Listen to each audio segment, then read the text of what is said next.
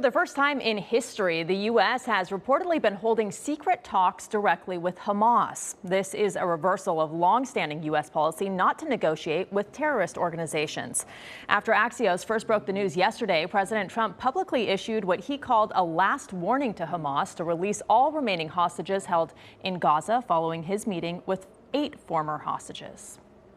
It was the worst thing that anybody can go through. I was kidnapped on 7 October. My wife and my 2 daughters been murdered. I've been suffered there from starvation, violence, and humiliations daily. Was moved 33 times, spent time in tunnels with no air to breathe, barely food, hardly any water. My little brother, it's still in there.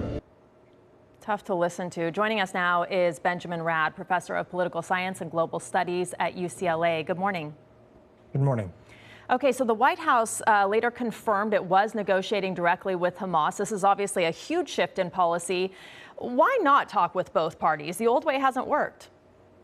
Well, the idea is that as a recognized terrorist entity by the United States government, the United States it has a policy of not negotiating directly with such groups. The idea is to not give them the legitimacy, the diplomatic legitimacy of direct engagement, and to basically not recognize them as a valid negotiating partner, instead working through intermediaries. But this has all been a formality because the U.S. ends up in talks with these groups through these intermediaries nonetheless. The Netanyahu administration said it was notified of the talks. How likely is it that the talks were a surprise to Israel and that Israel wasn't involved? Yeah, other reports seem to indicate that Israel was caught a bit off guard by this. They've been engaged in their own negotiations through Egypt and Qatar with Hamas. And it seems, given a very a short and tersely worded statement from the Prime Minister's office, that they either were not aware of these talks or they were not aware to the extent and how far they were engaged with the U.S. And Hamas representatives. So it seems like there was some element of surprise here, or at least non-coordination between the two governments. And do you think there'll be consequences for that, or not really?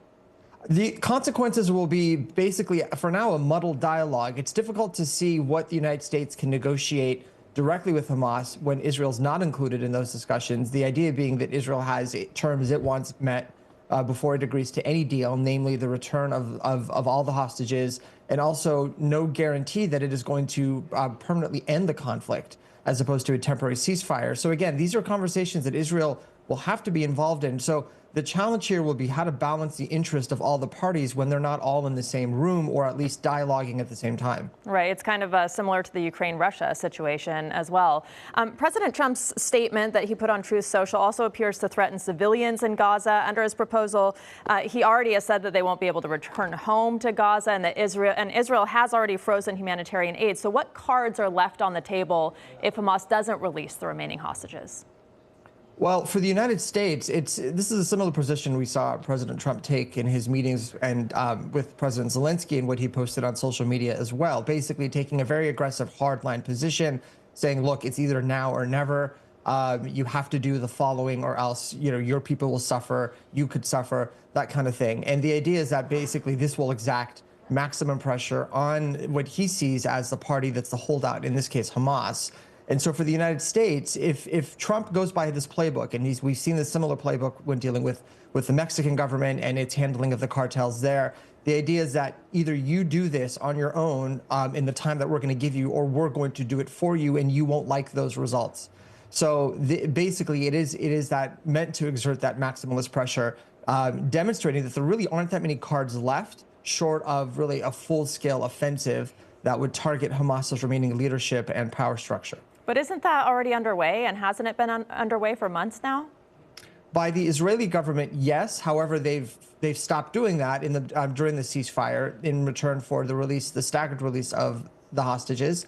The issue now is that ceasefire is formally over, and the United States has not directly engaged in those offensive attacks. They've been assisting Israel off and on, especially with matters of surveillance and providing them with the military aid they need. We've seen now the president twice have Secretary Rubio essentially push through, under the president's emergency authority, the ability to send military aid to Israel, bypassing Congress. But I think what Trump is referring to now is something perhaps more direct, that involves direct U.S. engagement in some way.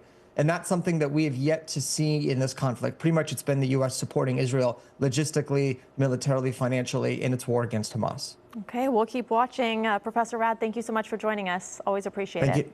Thank you.